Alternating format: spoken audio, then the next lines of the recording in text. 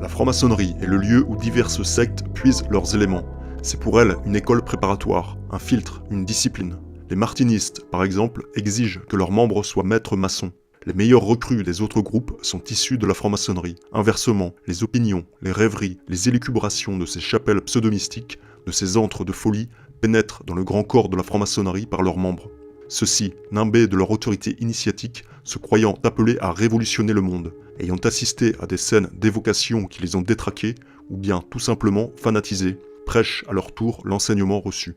En cela, théosophie, occultisme, franc-maçonnerie, secte secrète ou mystico-policière n'a qu'un but commun, assurer la libération de l'homme, lui retirer tout sens moral traditionnel afin de pouvoir l'asservir au mieux des intérêts visés, ce qu'ils appellent l'affranchir.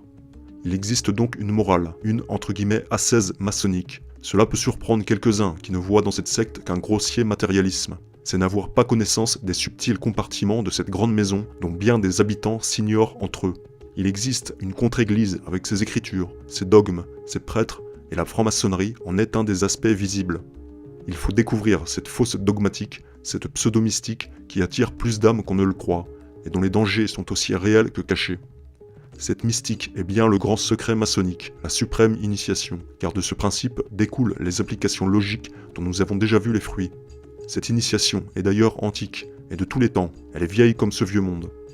Si nous jetons un regard sur l'essence profonde de la pensée maçonnique, nous constatons que le principe humanitaire n'est au fond rien d'autre que l'antique non serviam, qui depuis la chute originelle résonne sans cesse au cœur de l'homme.